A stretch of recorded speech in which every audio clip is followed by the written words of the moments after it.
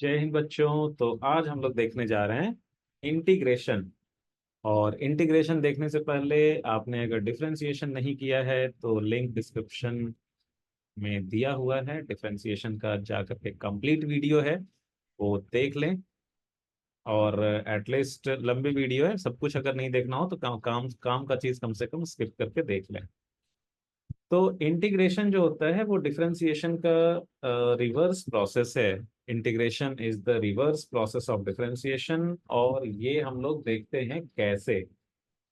तो हमने देखा था कि मान लो D y by d x equal to है जेड। जैसे आपने y को डिफरेंशिएट किया विथ रिस्पेक्ट टू x, तो मान लो z आया। और हमने देखा था कि भाई जो d y by d x होता है वो simply delta y by delta x ही तो होता है।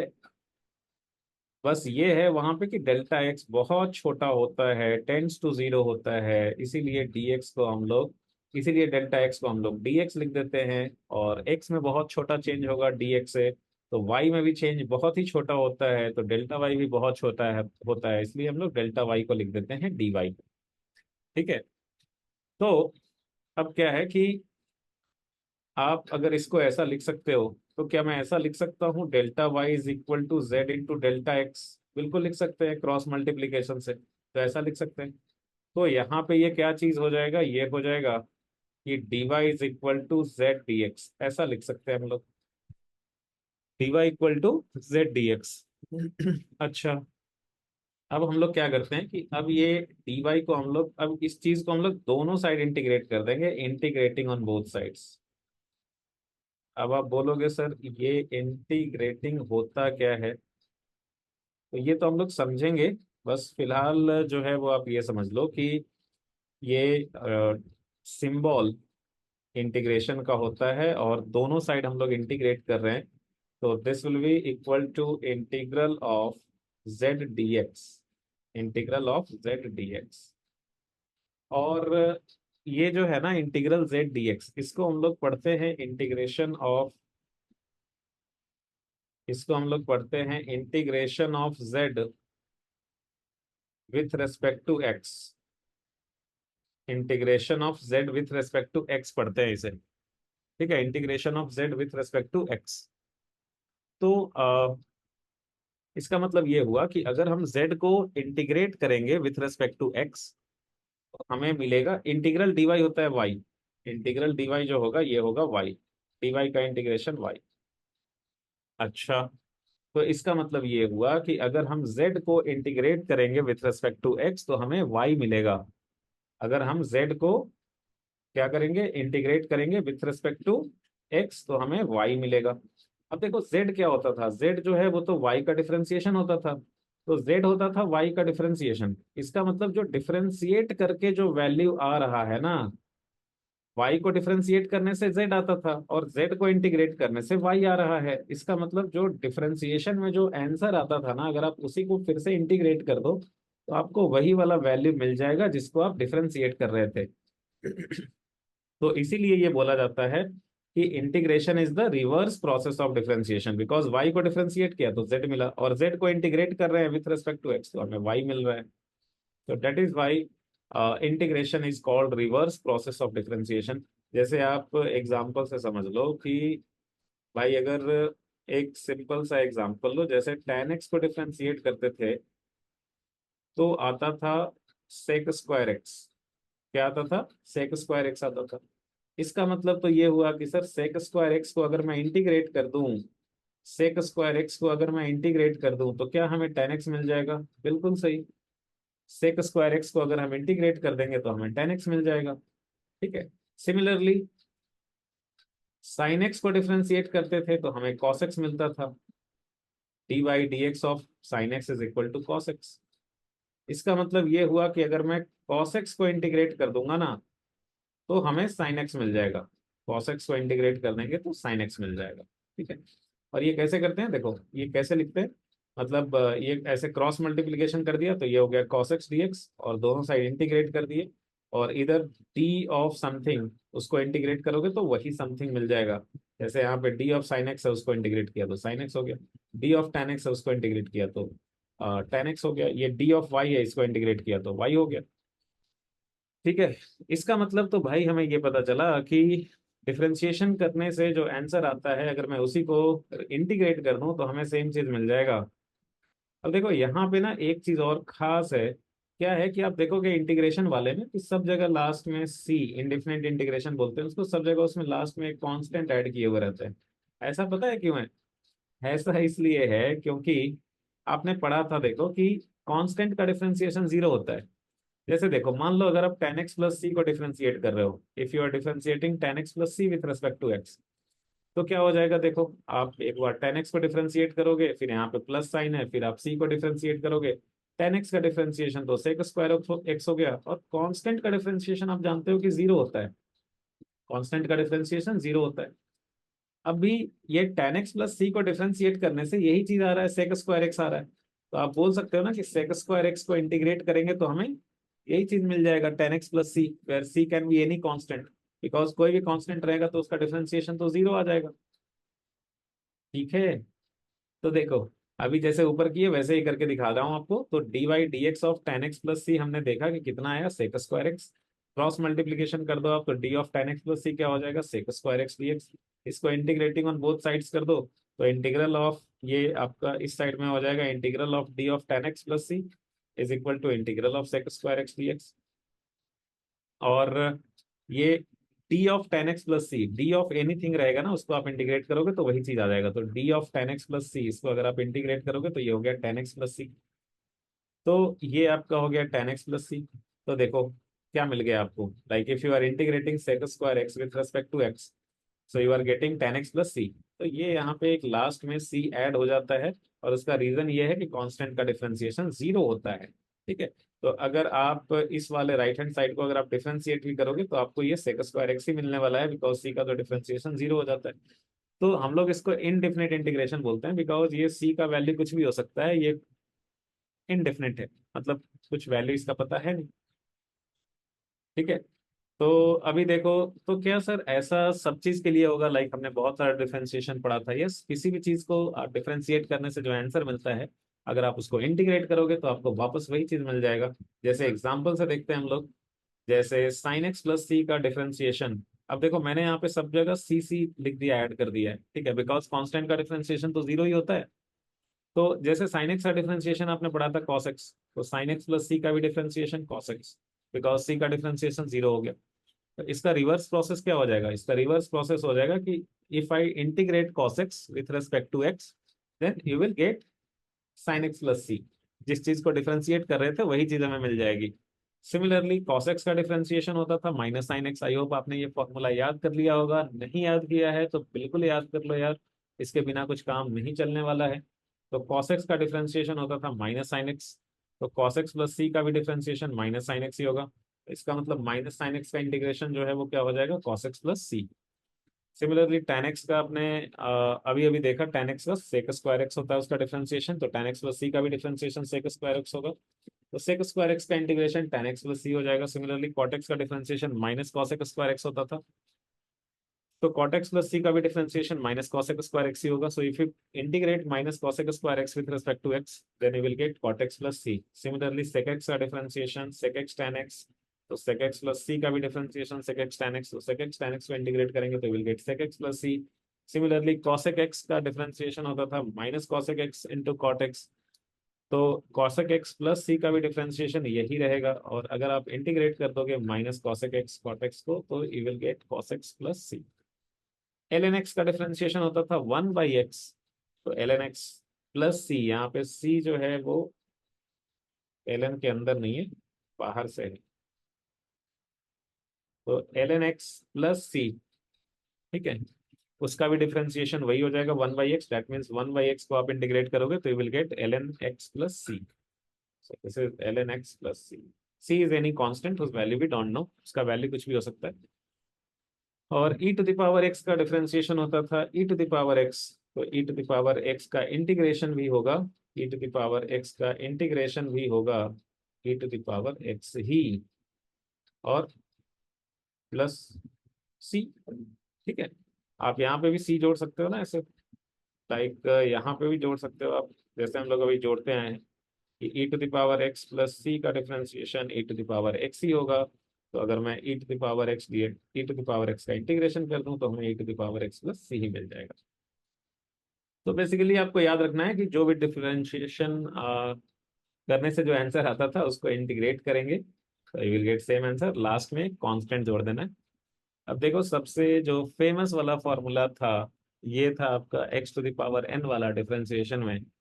तो x to the power n का डिफरेंशिएशन होता था n into x to the power n minus one. तो अगर मैं x to the power n plus c का डिफरेंशिएशन करूंगा तो ये वही रह जाएगा n into x to the power n minus one. इसका मतलब अगर मैं इंटीग्रेट कर दूं n into x to the power n minus one को इंटीग्रेट कर दूं तो I will get x to the power n plus c. ठीक है। और ये वाला चीज है, ये देखो सॉरी, ये आंसर में ये आ रहा है ना, तो इसको आप इंटीग्रेट करोगे तो you will get x to the power n plus c. अभी एन जो है ना वो कांस्टेंट है, तो कांस्टेंट आप देखोगे कि कांस्टेंट टर्म जो है वो इंटीग्रेशन के बाहर आता जाता है। अगर अगर आप क्या है कि लेट अस से integral of n into f x d x, कोई भी फंक्शन एफ एक्स और उसके साथ मल्टीप्लीकेशन में है ये कोई कांस्टेंट, तो ये कांस्टेंट जो है वो इंटीग्रेशन के बाहर आराम से आ जाता है। जैसे डिफरेंशिएशन बाहर आ जाता था, डिफरेंशिएशन में भी तो वही होता था ना कि मल्टीप्लीकेशन में होता था तो वो आराम से डिफरेंशिएशन के अंदर बाहर आता जाता था। तो सिमिलरली यहाँ पे एफ एक्स के साथ कोई नंबर मल्टीप्लाइड है तो वो इंटीग्रेशन के बाहर आ सकता है।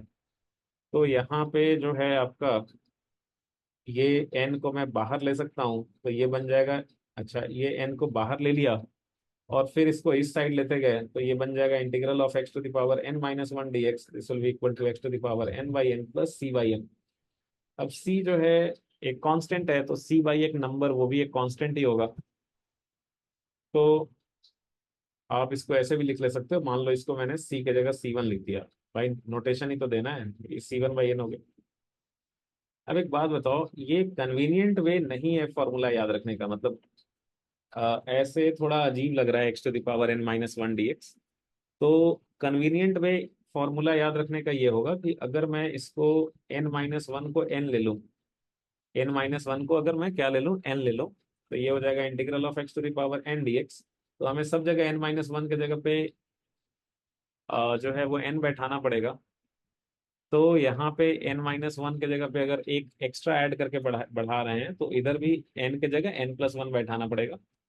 तो integral of x to the power n d x ये हो जाएगा x to the power n plus one by n plus one. और ये सी वन एक कांस्टेंट है, सी वन बाई एन जो होगा वो भी एक कांस्टेंट ही होगा, उस कांस्टेंट को सी से डिनोट कर रहे हैं। तो डिफरेंशिएशन में जो फॉर्मूला होता था वो उसी टाइप का फॉर्मूला इंटीग्रेशन में ये हो जाता है, which is very very important. और सबसे ज्यादा तो यूज इसी का आता है जनरली। सो आपको ये याद रखना है कि integral of x to the power n, आपको ये याद रखना है कि integral of x to the power n d x जो होगा वो क्या होगा, वो होगा x to the power n plus one by n plus one plus any arbitrary constant c. याद रहेगा ये।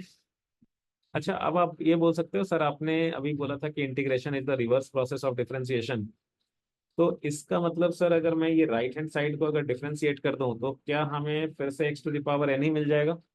चलो चेक करते हैं। तो अगर मैं राइट साइड को डिफरेंशिएट करूं, राइट साइड में जो आया है, जो इंटीग्रेशन का जो आंसर आया है x to the power n plus one by n plus one plus c, तो अगर मैं इसको डिफरेंशिएट करूंगा तो हमें x to the power n ही मिलना चाहिए। अभी आपको तो डिफरेंशिएशन आता है तो ये करके देखते हैं। तो यहाँ पे दो टर्म है, दोनों को अलग अलग डिफरेंशिएट करेंगे। और यहाँ पे ये जो one by n plus one है ये कांस्टेंट है, तो कांस्टेंट तो डिफरेंशिएशन के बाहर आ जाएगा, तो one by n plus one बाहर आ गया, अंदर में रह गया d by d x of x to the power n plus one. और ये कांस्टेंट का डिफरेंशिएशन तो जीरो हो गया। तो ये आपका डिफरेंशिएशन का फॉर्मूला अभी आप लगा दो। तो x to the power n का डिफरेंशिएशन आप जानते हो, n x to the power n का डिफरेंशिएशन क्या होता है, n into x to the power n minus one होता है। तो x to the power n plus one का डिफरेंशिएशन क्या हो जाएगा, ये हो जाएगा n plus one into x to the power n plus one minus one. तो ये कितना हो जाएगा एन प्लस, तो ये हो जाएगा n plus one into x to the power n plus one minus one. और ये एन प्लस एन, ये कट गया तो ये हो जाएगा x to the power n. तो देखो इसको आपने डिफरेंशिएट किया ना तो आपको x to the power n ही मिल गया। ठीक है। तो ये ऑलवेज ट्रू होता है।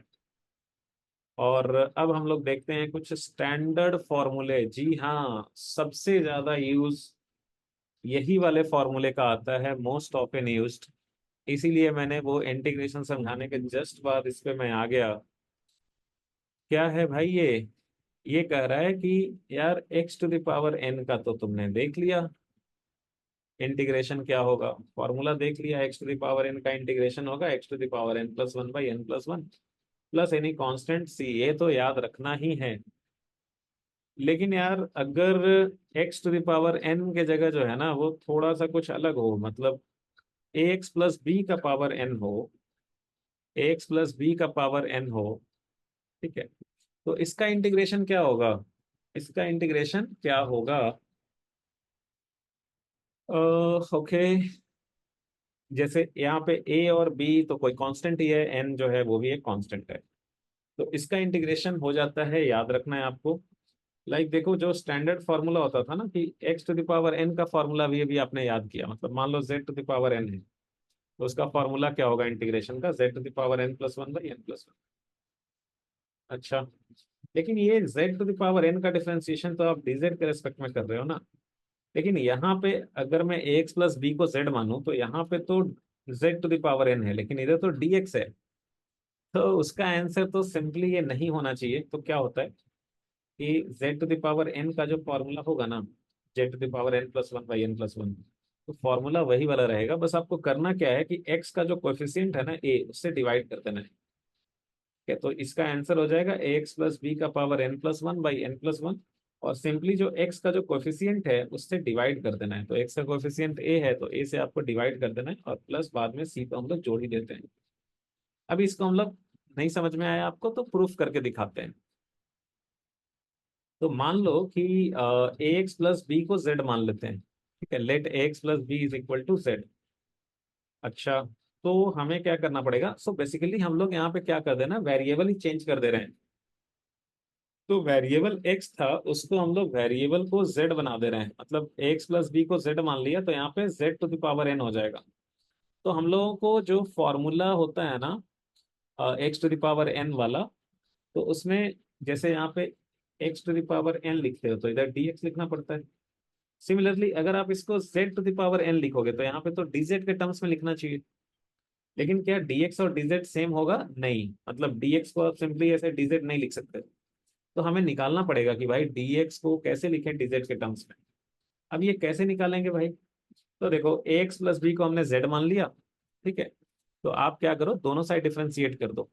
दोनों साइड आप x के रेस्पेक्ट में डिफरेंशिएट कर दो, तो इधर हो जाएगा d by d x of x plus b is equal to d by d x of z. अच्छा भाई, ये दोनों साइड डिफरेंशिएट कर दिया विथ रेस्पेक्ट टू एक्स। तो अब देखो अब क्या होगा, यहाँ पे तो दो टर्म्स हैं तो दोनों को अलग अलग डिफरेंशिएट करेंगे। तो पहला टर्म हो जाएगा d by d x of a x. अभी ए जो है वो एक कांस्टेंट है तो a will come outside differentiation. So ये हो जाएगा a into d by d x of x, और प्लस सेकंड टर्म जो है वो है बी, तो ये हो जाएगा plus d by d x of b is equal to, ये आपका हो गया d z by d x. अभी D x by d x क्या होगा? वन, तो ये हो गया आपका ए इंटू वन, और बी एक कांस्टेंट है उसका डिफरेंशिएशन क्या होगा? जीरो, तो ये हो जाएगा zero is equal to d z by d x. So this is a is equal to dz by dx. So you can write a dx equal to dz. ठीक है, तो यहाँ पे dx इक्वल टू आ जाएगा dz by a. तो basically हम dx को ऐसे dz नहीं लिख सकते, यहाँ पे dx equal to dz by a आएगा। कैसे आएगा? कैसे आया फिर से बता देता हूँ, ax प्लस बी को z माना, फिर दोनों साइड डिफरेंशिएट किया, डिफरेंशिएट करके ये चीज आया। अभी उसका थोड़ा शॉर्टकट तरीका भी है, मतलब इतना लंबा आपको एक बार समझ में आ गया तो फिर इतना लंबा करने की जरूरत नहीं पड़ती है। फिर हम लोग आराम से जल्दी से लिख सकते हैं। जैसे देखो a x plus b is equal to z है, तो इसको सिंपली हम लोग बोलेंगे कि दोनों साइड डिफरेंशिएट कर दो, इसको ऐसे लिख सकते हैं, मतलब a into d x, b का तो डिफरेंशिएशन जीरो हो गया, is equal to d z. तो ऐसे करके जल्दी लिखा जाता है। तो a d x equal to d z देखो जल्दी आ गया। तो अगर आप ये ऐसे कर पा रहे हो तो फिर तो ये बहुत बढ़िया है, आपका स्टेप कम हो जाता है। तो अब ये वैल्यूज बैठा दो आप। तो ये वैल्यूज क्या था? Integral x a x plus b to the power n d x था। एक्स प्लस बी के जगह पे यू विल सब्सटीट्यूट जेड, और ऐसे dx को डायरेक्टली dz नहीं लिख सकते। अब यहाँ पे integral z to the power n dx है, तो मतलब देखो ये इधर वेरिएबल x है, इधर z है, तो आप इसको directly z to the power n plus one by n plus one नहीं लिख सकते। ठीक है, ना ही आप इसको directly x to the power n plus one by n plus one लिख सकते हैं। तो क्या लिख सकते हैं फिर? आपको dx को चेंज करना पड़ेगा dz के टर्म्स में। तो अभी अभी तो हम लोगों ने ये निकाल के रख लिया है कि dx is equal to dz by a. तो dx के जगह पे आप dz बाई ए बैठा दीजिए। और देखो यही जो है ना, ये यहाँ पे वन बाई ए, ये मल्टीप्लीकेशन में आ गया, तो मल्टीप्लीकेशन में ये आ गया वन बाई ए। तो यही वन बाई ए को हम लोग बाहर निकाल लेते हैं, और फिर यही वाला वन बाई ए जो है वो लास्ट तक रह जाता है बाहर में, इसीलिए हमारा आंसर में वो एक ए टर्म एक्स्ट्रा आ रहा था। तो देखो, अब इसके बाद तो आसान है, ये वन बाई ए बाहर निकाल लिया, ये मल्टीप्लीकेशन में था, कांस्टेंट है, तो इसको बाहर निकाल लिया इस टर्म को। इंटीग्रेशन के अंदर में रह गया बस z to the power n d z. तो इसका इंटीग्रेशन क्या हो जाएगा, z to the power n plus one by n plus one plus मान लो यानी कांस्टेंट सी वन नाम दे देता हूँ।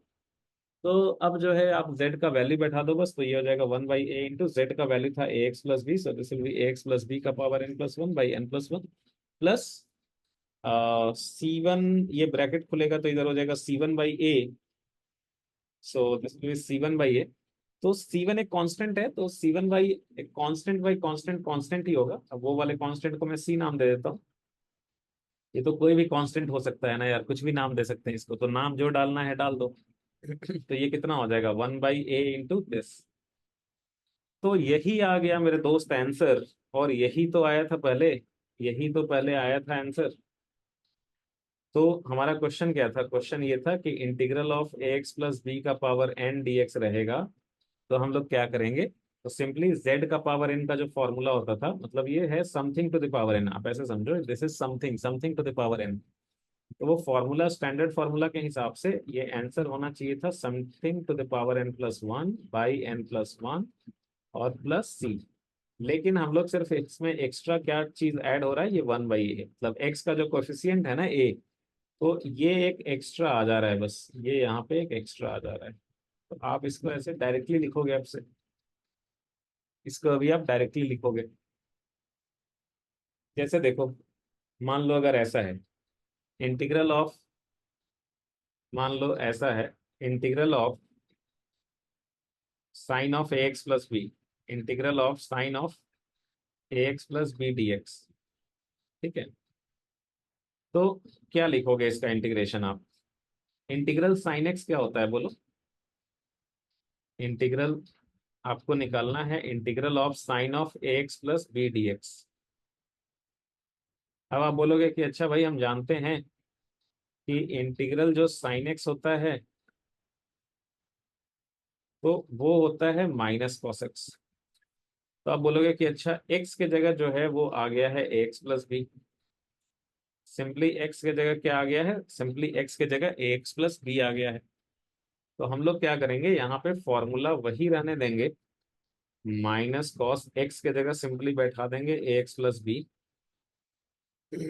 और इसको ना डिवाइड कर देंगे कितने से, जितना एक्स का कोफिशियंट है, एक्स का कोफिशियंट ए है, तो ए से इसको डिवाइड कर देंगे, और बाकी कांस्टेंट तो वैसे ही रह जाएगा। तो ये शॉर्टकट तरीका से आप जल्दी लिख सकते हो, और आप इसको प्रूफ करके भी देख सकते हो, प्रूफ करके भी देख सकते हो। प्रूफ करके देखोगे तो चलो हम लोग जल्दी से कर लेते हैं प्रूफ, जैसे पिछली बार अगर किया था। तो हम लोग क्या मान लेंगे, z इज इक्वल टू मान लेंगे ए एक्स प्लस बी। तो यहाँ से हम लोग D z by d x लिखेंगे। तो ये हो जाएगा d by d x, Z का वैल्यू बैठा दो। तो ये क्या हो जाएगा, दो टर्म आ गया डिफरेंशिएशन का। और यहाँ पे a जो है वो कांस्टेंट है, a डिफरेंशिएशन के बाहर आ जाएगा, और b कांस्टेंट है, उसका डिफरेंशिएशन जीरो हो गया। तो ये आपका आ गया a, so d z by d x is equal to a, और you can say dx is equal to d z by a. तो dx का वैल्यू हमने dz में निकाल लिया। अभी ऊपर में जो है, ऊपर में क्या है, integral of sine a x plus b d x. तो ए एक्स प्लस बी को z मान लेता हूं मैं, तो ये क्या हो जाएगा, इंटीग्रल साइन z। और dx के जगह पे क्या आ गया, dx के जगह पे आ गया dz बाई ए। अभी ये जो वन बाई ए है वो कांस्टेंट में है, तो कांस्टेंट टर्म बाहर आ गया इंटीग्रेशन के। अंदर में जो है वो क्या रह जाएगा, अंदर में रह जाएगा बस integral sine z d z. अभी देखो ये भी डी जेड है, ये भी जेड है, तो अभी सेम चीज रह गया, तो इसका आराम से फॉर्मूला लगा सकते हैं।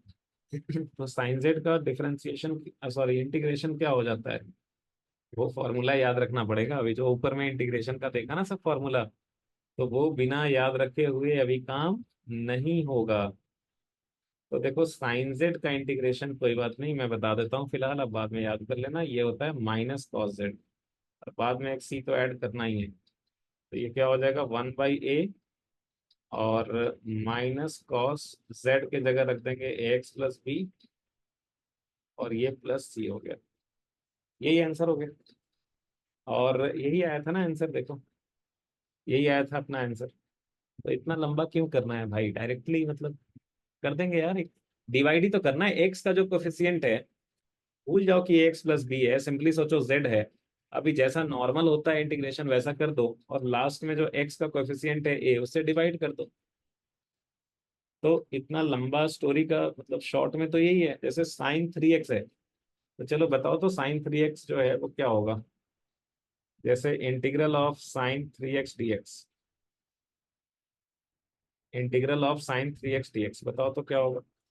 तो आप 3x को क्या मानो, 3x को समझ लो z है, तो sine z, sine of something, उसका साइन का इंटीग्रेशन होता है माइनस कॉस, तो ये हो जाएगा माइनस कॉस ऑफ समथिंग। एक सेकंड, ये हो जाएगा माइनस कॉस ऑफ समथिंग। ठीक है, जेड की जगह 3x है तो 3x ही रख दिया। तो जैसे देखो ये साइन जेड है ना, तो साइन जेड का इंटीग्रेशन क्या होता है, माइनस कॉस जेड, तो वैसे ही रख दिया। लेकिन यहाँ पे dx था, यहाँ पे dz रहता तब तो यही हो जाता है आंसर। लेकिन यहाँ पे dx है, तो dx जो है वो तो क्या हो जाता है, dz/a हो जाता है। तो हम लोग क्या करेंगे यहाँ पे, यहाँ पे इसको मल्टीप्लाई कर देंगे कितने, मतलब डिवाइड कर देंगे कितने से, एक्स का जो कोएफिशिएंट है 3, उसी से डिवाइड कर देंगे। यही आंसर हो गया। लंबा मेथड से करोगे तो कर लो भाई, 3x की वैल्यू z मान लो आप, तो dz/dx आप लिख दोगे d/dx of 3x, this will B 3 × dx/x, ये हो गया 3। तो यहाँ से 3dx इक्वल टू dz आ गया, यहाँ से dx की वैल्यू dz/3 आ गई। अब ये आप वैल्यू डाल दो, यहाँ पे 3x की जगह क्या हो जाएगा, z हो जाएगा, और dx के जगह क्या हो जाएगा, dz/3 हो जाएगा, dx के जगह dz/3 आ गया।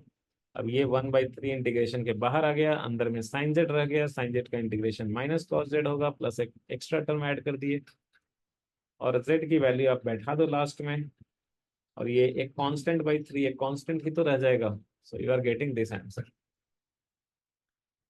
थोड़ा फास्ट हो रहा है या स्लो हो रहा है, क्या हो रहा है, थोड़ा कमेंट में लिख के बताना।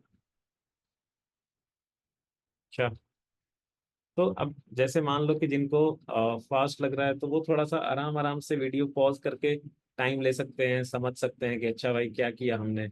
नेक्स्ट एग्जांपल लिए उसको खुद से ट्राई करेंगे। और जिनको स्लो लग रहा है वो अपना 1.5x पे या 2x पे देख लो। इंटीग्रल कॉस ऑफ ax+b, जरा करो तो वीडियो पॉज करो और बताओ तो क्या हो जाएगा ये। तो जो मेन फॉर्मूला होता था वो मैं लिख देता हूँ। तो मेन फॉर्मूला जो होता था वो होता था इंटीग्रल cos x dx, और ये होता है साइन एक्स, ये होता है साइन एक्स, लास्ट में तो सी ऐड करते ही हैं। तो यहाँ पे एक्स की जगह क्या है, ax+b। ठीक है, तो ये क्या हो जाएगा, integral of cos ax+b dx। ये क्या हो जाएगा, एक्स की जगह वही रख दो ना, रहने दो साइन ऑफ ax+b, और सिंपली डिवाइड कर दो कितने से, एक्स का जो कोफिशियंट है उससे डिवाइड कर दो। आया समझ में। और सिर्फ साइन कॉस के लिए नहीं, मतलब ये दूसरी जगहों पे भी लगा सकते हो आप। Now there are some important rules. तो सम इम्पोर्टेंट रूल्स हैं, जैसे भाई ये है integral of b d x. ठीक है, where b is any constant, तो अभी अभी मैंने बताया कि कांस्टेंट टर्म जो है वो इंटीग्रेशन के बाहर आ सकता है। तो कांस्टेंट टर्म में बी मल्टीप्लीकेशन में है, ये इंटीग्रेशन के बाहर आ जाएगा, तो बी आ गया बाहर, अंदर में रह जाएगा बस इंटीग्रल डीएक्स। और इंटीग्रल डीएक्स क्या होगा, एक्स। इंटीग्रल डीएक्स एक्स होता है भाई।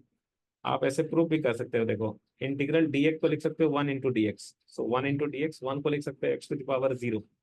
अब x⁻n का फॉर्मूला क्या होता था, x⁻n का फॉर्मूला होता था x⁻n+1/n+1। तो आप क्या करोगे यहाँ पे, कि x to the power zero का इंटीग्रेशन का फॉर्मूला लगा दोगे तो वो हो जाएगा x to the power zero plus one by zero plus one plus any constant let us say c one. तो ये क्या बन जाएगा, x to the power one by one, x ही तो बन गया ये। तो ये क्या हो गया, x plus c one. So you can write it as bx plus bc1. Now c1 is a constant, b is also a constant. तो constant into constant एक constant ही होगा, हमने इसको c नाम दे दिया मान लो। तो इंटीग्रल b dx जो है वो क्या हो जाएगा, bx प्लस c। ठीक है। नेक्स्ट है, अब जैसे ये ऑलरेडी आपको बता दिए, कोई फंक्शन है और b इसके साथ मल्टीप्लीकेशन में है, तो ये कांस्टेंट अगर मल्टीप्लीकेशन में रहेगा तो वो इंटीग्रेशन के अंदर बाहर आ सकता है, जा सकता है। तो it will simply be b integral f x d x. तो ये हो गया। नेक्स्ट, अगर कोई दो फंक्शन है और बीच में प्लस या माइनस साइन है तो आप दोनों को अलग अलग इंटीग्रेट करो, और बीच में प्लस है तो प्लस डाल दो, माइनस है तो माइनस डाल दो। एक होता है आपका integral u v d x. ठीक है। सो अगर मान लो कि u and v are two different functions of x, मान लो u और v जो है दो अलग अलग फंक्शन है x का, और मल्टीप्लीकेशन में है, तो इसका थोड़ा सा इंटीग्रेशन हो जाता है मुश्किल। इसका फॉर्मूला ऐसा होता है, u integral v D x, और उसके बाद minus integral du by d x, मतलब u को डिफ्रेंशिएट करेंगे, integral v D x, v को इंटीग्रेट करेंगे, और दोनों का जो मल्टीप्लीकेशन आएगा उसको फिर से इंटीग्रेट करेंगे। काफी लेंदी हो जाता है। फिजिक्स में हमें इतना जरूरत नहीं पड़ता है, इस चीज का जरूरत नहीं पड़ता है इतना। तो बस आप फॉर्मूला इतना जान सकते हो। इसमें फिर और भी आगे है, मतलब यू किसको मानेंगे, वी किसको मानेंगे, उस पे भी मतलब रूल होता है। ठीक है, इलेट रूल बोलते हैं। तो ऐसे नहीं कि यू किसी को मान लिया, वी किसी को मान लिया। इंटीग्रेशन, डिफरेंशिएशन में आप किसी को भी मान सकते हो, पर इंटीग्रेशन में रूल होता है। ठीक है, ILAT रूल बोलते हैं। बट भाई इतना जरूरत नहीं है, और कहीं पे आएगा वैसा तो देख लेंगे। ठीक है। बाकी तो आपको फिर मैथ्स में वो पढ़ना ही है। तो जिस चीज़ का हमें फिजिक्स में ज़्यादा ज़रूरत पड़ता है ना, वही वाला देख ले रहे हैं। और इट इज़ प्रैक्टिस टाइम की, मतलब इतना सारा फार्मूला वगैरह तो देख लिया आपने। तो अब हमारा यही रहता है कि भाई थोड़ा प्रैक्टिस हो जाए, बिकॉज फार्मूला देख लिया आपने, लिख लिया, बट वो समझ में आया है या नहीं आया वो तभी पता चलता है जब आप खुद से कुछ करते हो। ठीक है। और तभी आपका फिर वो जो है वो ब्रेन में रिटेन होता है। तो आप ये क्वेश्चंस वीडियो पॉज करो, खुद से ट्राई करो।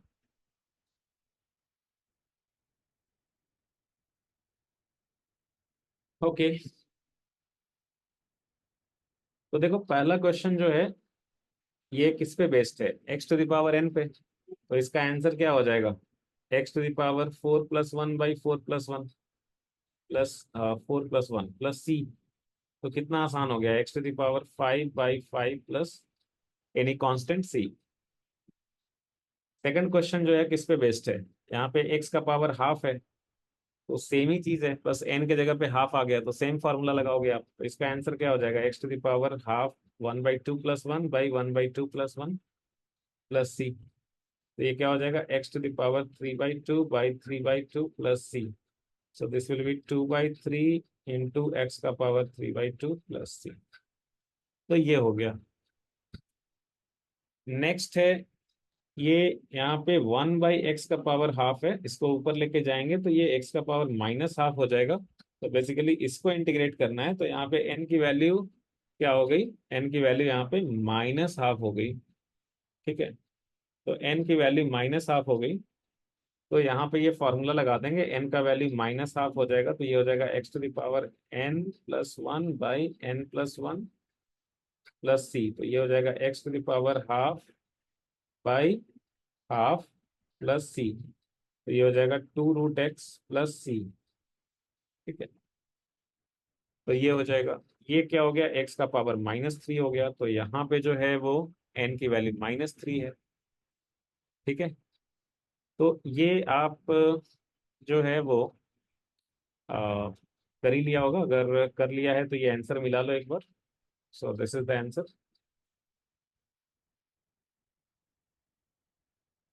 तो ये चार हो गए। नेक्स्ट जो है, देखो फाइव पे आते हैं।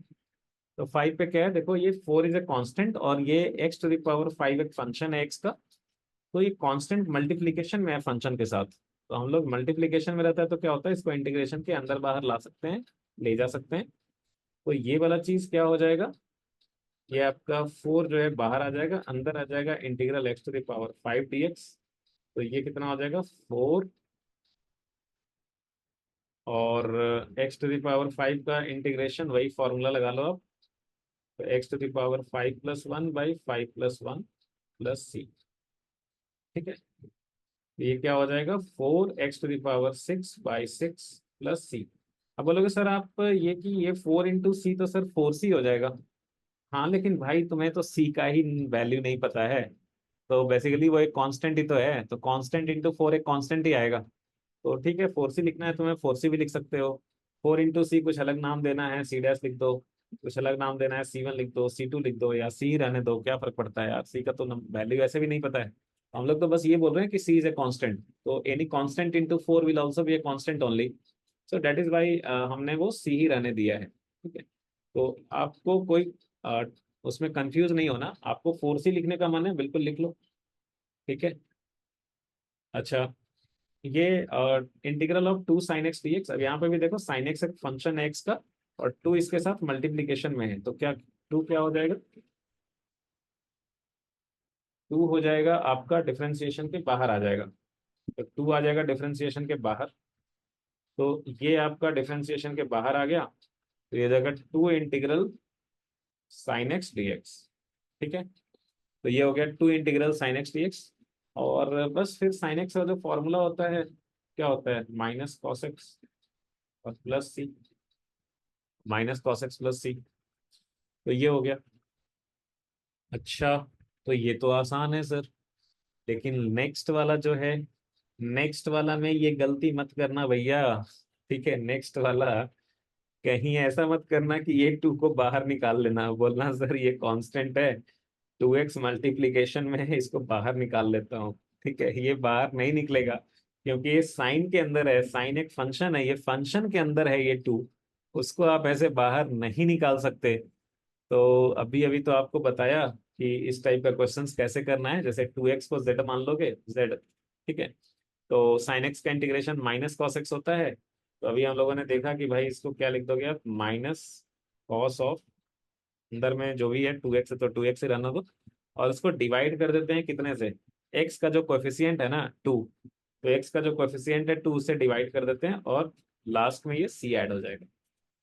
ठीक है, और अगर है sin 2x + 4, तो साइन ऑफ समथिंग, साइन का इंटीग्रेशन होता है -cos, तो ये हो जाएगा -cos ऑफ समथिंग,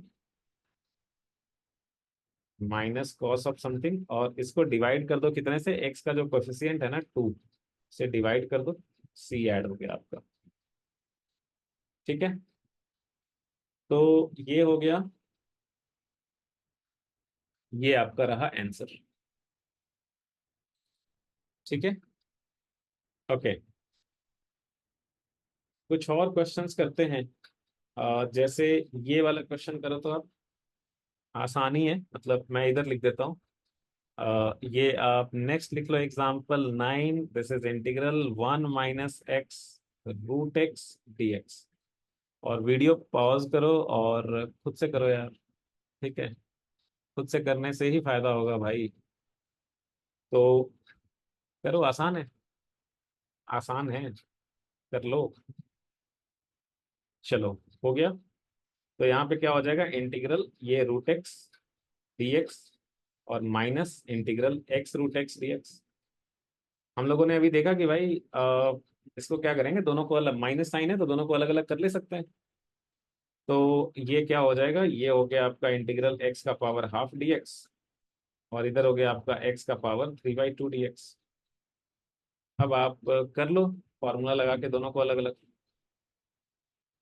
तो क्या आ गया, x⁻½ का क्या हो जाएगा, x⁻n+1/n+1, और इधर x⁻3/2 है, तो x⁻3/2 + 1/3/2 + 1। तो ये आ गया आपका आंसर, यही आया था।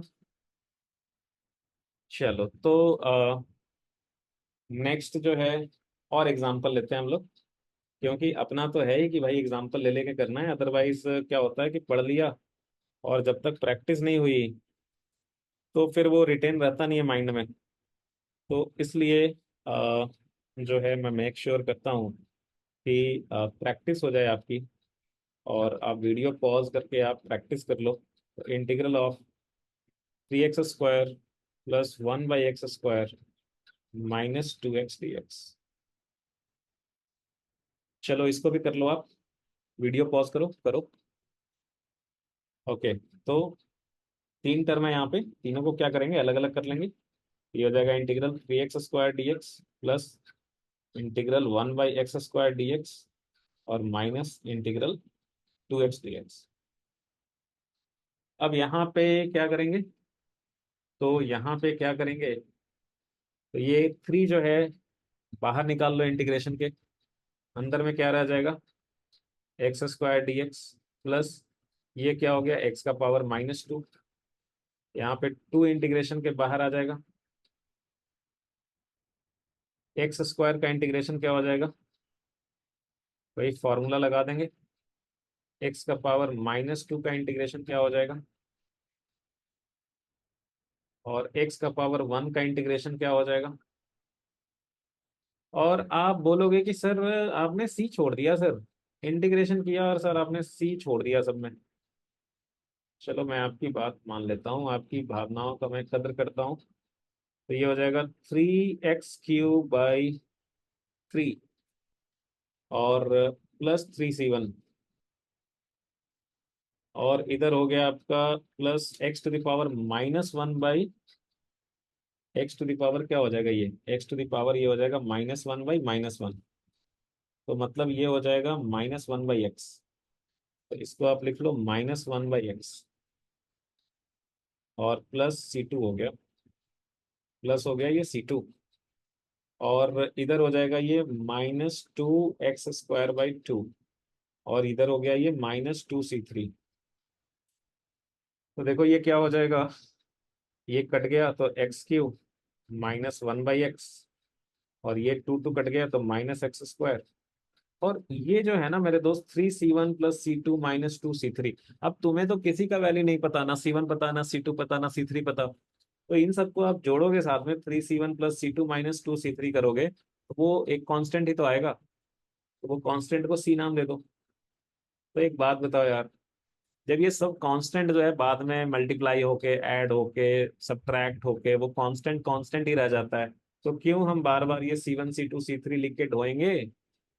नहीं ढोएंगे बार बार, तो आगे से ये काम नहीं करेंगे। सब लास्ट में क्या करेंगे, जब आंसर आ जाएगा तो लास्ट में एक सी लिख देंगे बस। बस, ठीक है। तो ये तो आपको समझने के लिए मैंने कर दिया कि आप कंफ्यूज ना हो कि यार सब, सर को जब मन करता है तो सी डाल देते हैं, जब मन करता है तो हटा लेते हैं। ठीक है, तो इसलिए ये दिखा दिया आपको करके। तो आगे से आप क्या करेंगे, ऐसे ही रहने देंगे, नॉर्मल निकालेंगे और लास्ट में एक सी ऐड कर देंगे बस। तो ये था हमारा। और ये आपका, अच्छा इसमें ना एक और चीज होता है जो कि आपको याद रखना है। ये एक इम्पॉर्टेंट रिजल्ट कह लो आप, कि ये जो अभी आपने फॉर्मूला देखा ना कि integral x⁻n dx is equal to, ये आपका होता है x⁻n+1/n+1 प्लस c। तो यहाँ पे एक चीज ये होता है कि यहाँ पे n की कोई भी कांस्टेंट वैल्यू चलेगी, लेकिन n का वैल्यू ना -1 नहीं होना चाहिए। n का वैल्यू -1 नहीं होना चाहिए, -1 छोड़ के बाकी सब चलेगा। तो -1 होगा तो सर क्या हो जाएगा, तो अगर -1 होगा, तो -1 होगा तो ये हो जाएगा x⁻−1 dx, मतलब ये 1/x हो जाएगा। और 1/x का ऊपर में देखो, याद करो ऊपर में हमने फॉर्मूला लिखा है 1/x का ln x, और ln x, और प्लस प्लस आपका क्या हो गया, प्लस c। अच्छा, ऊपर में जो हमने बहुत सारा ये देखा था ना कि sine x, cos x, sec square x, tan x, वो सबको दिखाया था, तो वो फॉर्मूला ही होता है। तो मैं एक काम करता हूँ, लास्ट में वो रिजल्ट दे दूंगा सब। ठीक है, लास्ट में, और आपको सब जगह वो बुक बुक में लिखा हुआ मिल भी जाता है। खैर कोई बात नहीं, आपको नहीं मिले तो मैं लास्ट में जो है, लास्ट में नहीं, इसका geometrical meaning of integration start करने से पहले, मतलब ये सब न्यूमेरिकल वगैरह खत्म हो जाएगा तो मैं वो फॉर्मूला का लिस्ट में आपको दे दूंगा। चलो ये कुछ क्वेश्चंस हैं, तो इसको कर लो आप। ये कुछ क्वेश्चंस हैं, इनको आप कर लो। tan square x. अच्छा, इंटीग्रेशन पता है सारे फंक्शंस का नहीं हो सकता है, सारे फंक्शंस का इंटीग्रेशन करना पॉसिबल नहीं है। डिफरेंशिएशन तो मतलब फिर भी मोस्ट ऑफ द केसेस में हम लोग कर लेते हैं, तो इसीलिए इंटीग्रेशन है बड़ा ही डेंजरस। ठीक है। अच्छा, आप देखो tan स्क्वायर एक्स का इंटीग्रेशन कैसे करोगे। तो ये सब आप तभी कर पाओगे ना जब आपको फॉर्मूला याद रहेगा। अब एक फॉर्मूला ऊपर में पढ़ा कि भाई integral sec square x d x जो होता था वो होता था tan एक्स, वो tan एक्स होता था। अब हमें सेक स्क्वायर एक्स का तो पता है पर tan स्क्वायर एक्स का नहीं पता है। तो tan स्क्वायर एक्स को हम लोग क्या sec square x minus one लिख सकते हैं क्या? या वीडियो पॉज करके पहले ट्राई कर लो, नहीं होता है तो फिर मैं बताता हूँ। तो tan स्क्वायर एक्स को हम लोग क्या लिख लेंगे? tan स्क्वायर एक्स को हम लोग लिख लेंगे sec square x minus one. तो इससे क्या होगा, ये माइनस साइन आ गया, हम दोनों को अलग अलग कर लेंगे। सेक स्क्वायर एक्स अलग हो गया और minus integral dx, one into d x या सिंपली dx लिखो, एक ही बात है। अब यहाँ पे हमें दोनों का फॉर्मूला पता है, लाइक सेक स्क्वायर एक्स का होता है tan एक्स और ये माइनस dx का होता है x, और बाद में एक c ऐड कर दो, तो इसका यही हो गया आंसर। सिमिलरली साइन, अच्छा साइन स्क्वायर एक्स का क्या करें भाई? साइन स्क्वायर एक्स को सर लिख सकते हैं one minus cos square x, लेकिन हमें तो कॉस स्क्वायर एक्स का भी ऐसा कोई फॉर्मूला नहीं होता है, साइन स्क्वायर एक्स का भी कोई फॉर्मूला नहीं होता है। तो करें क्या? अब देखो इंटीग्रेशन में क्या होता है ना कि जो फॉर्मूला है गिवन, ठीक है, तो आपको क्या करना होता है कि जो फंक्शन दिया हुआ है उसको स्टैंडर्ड फॉर्म में लाना पड़ता है, मतलब जिसका फॉर्मूला आप याद करके रखते हो। अब साइन स्क्वायर एक्स जो है वो स्टैंडर्ड फॉर्म में है नहीं, तो हम लोग इसको क्या करते हैं, sine square x cos square x या फिर साइन क्यू एक्स हो या फिर कॉस क्यू एक्स हो, इस टाइप का चीज रहता है ना, तो हम लोग इसको क्या करते हैं sign to x sine three x इस तरह के फॉर्म में लाने की कोशिश करते हैं। Because sign to x sine three x ये सब तो हम लोग आराम से लिख पाते हैं, राइट। तो अब जैसे देखो साइन स्क्वायर एक्स है, इसको क्या आप कॉस टू एक्स वगैरह के फॉर्म में फॉर्मूला पढ़ा होगा अपने ट्रिग्नोमेट्री में, ऐसा कुछ लिख सकते हैं क्या? देखो नहीं पता है तो आप देख लो, कॉस टू एक्स आपने पढ़ा होगा, ये होता है कॉस टू एक्स का फॉर्मूला होता है cos square x minus sine square x. नहीं पढ़ा है तो ये सब बहुत इंपॉर्टेंट है, ये कहीं ऐसे जगह लिख लो जिसको आप बार बार देख के याद कर सको। तो कॉस टू एक्स होता है cos square x minus sine square x. अभी कॉस स्क्वायर एक्स को if I right one minus sine square x तो ये बन जाएगा one minus two sine square x, या फिर आप इसको साइन स्क्वायर एक्स को लिख दो one minus cos square x तो ये बन जाएगा two cos square x minus one. तो ये तीनों इंपॉर्टेंट फॉर्मूला है, तीनों आपको तीनों याद रखना है, ये भी और ये भी। अब यहां से क्या है इस वाले फॉर्मूला से, सो दिस इज, अगर मैं यूज करूं cos 2x is equal to this, तो आप यहां से लिख सकते हो साइन स्क्वायर एक्स। तो यहां से साइन स्क्वायर एक्स जो आएगा ये आपका आ जाएगा one minus cos two x by two. तो साइन स्क्वायर एक्स आप यहां से लिख सकते हो, ये स्टैंडर्ड फॉर्मूला भी होता है, मतलब साइन स्क्वायर एक्स आपको याद रखना है one minus cos two x by two होता है। और सिमिलरली आप cos 2x भी लिख सकते, सॉरी सिमिलरली आप cos स्क्वायर एक्स भी लिख सकते हो। जैसे इस वाले फॉर्मूला से cos स्क्वायर एक्स जो है वो हो जाएगा कितना, one plus cos two x by two. तो ये सब स्टैंडर्ड फॉर्मूला है, आपको याद रखना है। तो देखो आपको निकालना था integral of sine square x d x, अब ये फॉर्मूला का यूज करके आप ट्राई करो तो फिर से फॉर्मूला पता चल गया आपको, और इंटीग्रेशन आपको आता ही है तो एक बार फिर से ट्राई करो। तो साइन स्क्वायर एक्स के जगह वीडियो पॉज करके ट्राई कर लो, तो साइन स्क्वायर एक्स के जगह पे क्या लिखेंगे, one minus cos two x by two D x. और यहाँ पे क्या करेंगे, वन बाई टू कॉन्स्टेंट है, इसको इंटीग्रेशन के बाहर कर लेंगे, अंदर में रह जाएगा बस one minus cos two x d x. अब यहाँ पे दो टर्म्स है, दोनों को अलग अलग कर लो, तो एक हो गया वन डी एक्स, दूसरा हो गया integral cos two x d x. Integral one d x integral D x तो एक्स होता है, तो ये फर्स्ट टर्म तो एक्स हो गया। और कॉस टू एक्स का इंटीग्रेशन तो अभी अभी हम लोगों ने निकालना सीख लिया है, कॉस एक्स का साइन एक्स होता है, तो cos 2x का sin 2x हो जाएगा, और डिवाइड कर देते हैं हम लोग x के कोफिशिएंट से जो कि यहाँ पे है 2। तो cos 2x का इंटीग्रेशन क्या हो गया, sin 2x बाई टू। ठीक है, तो ये प्लस बाद में c आप ऐड कर दो, तो ये हो गया। तो ये नेक्स्ट उसी टाइप का है, integral cos square x d x. तो अभी अभी आपने फॉर्मूला देखा था cos स्क्वायर एक्स का, तो हम लोग उसी फॉर्मूला का यूज करेंगे, बिकॉज cos स्क्वायर एक्स का डायरेक्टली तो हम लोग नहीं कर पाएंगे, राइट। तो आप ट्राई करो सेम वे में।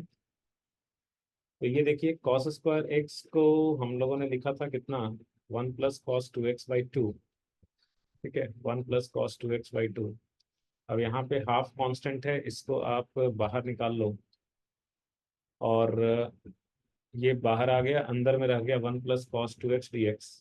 अभी दोनों को अलग अलग कर लेंगे, और 1 का इंटीग्रेशन हो जाएगा x, और cos 2x का इंटीग्रेशन हो जाएगा कितना। तो अभी तो हम लोग देख लिए ये हो जाएगा, cos x का इंटीग्रेशन होता है sin x, तो ये हो गया sin 2x divided by x का जो कोफिशिएंट है 2। बाद में हम लोग c ऐड कर देंगे। ठीक है, तो ये हो गया। नेक्स्ट एक लास्ट क्वेश्चन लो। ये है आपका integral dx/1 + cos x। Question number 14 देख लो आप, ये है इंटीग्रल dx/1 + cos x। तो इसको कैसे इंटीग्रेट करोगे आप, सोचो, वीडियो पॉज करके एक बार ट्राई करो। तो देखिए यहाँ पे इसको हम लोग क्या करेंगे, फैक्टराइज कर देंगे। तो यहाँ पे फैक्टराइज कर देंगे हम लोग, लाइक ऊपर नीचे 1 - cos x 1 - cos x से मल्टीप्लाई कर देंगे। तो ये नीचे में डिनोमिनेटर जो हो जाएगा, ये it is of the form of a + b × a - b। तो ये हो जाएगा a² - b²।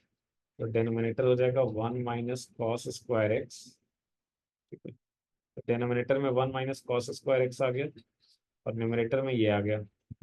अभी 1 - cos²x जो है, इसको आप लिख सकते हो sin²x।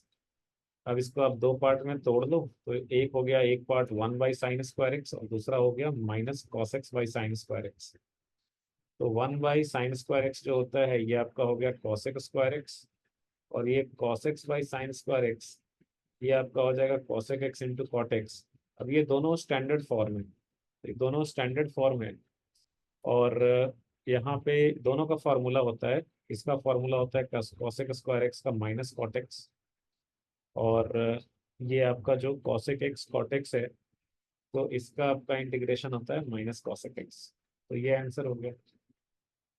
तो इंडेफिनिट पे आपने ये क्वेश्चंस देख लिए, और नीचे में जो है वो आपको सारा फॉर्मूला दिया हुआ है, इसके जस्ट बाद आप उसको एक जगह पे लिख के रख लें।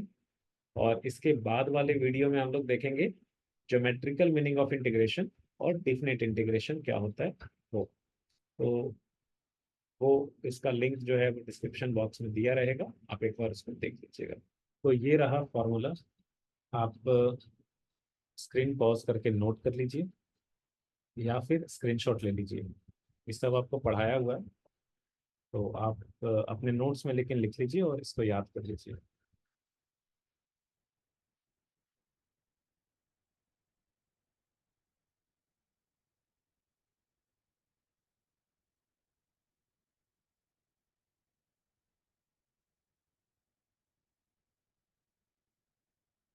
ऊपर के जो 10 है वो बेसिक है, याद रखना ही है। नीचे वाला जो है, इस पे आपको क्वेश्चन करवा ही दिया, सम स्टैंडर्ड फॉर्मूले जो है वहाँ पे, और ये सब प्रॉपर्टीज पे आपने क्वेश्चन कर ही लिया है। लास्ट में एक इंटीग्रल tan x है ln sec x। फिजिक्स में कहीं कुछ खास यूज में आता नहीं है।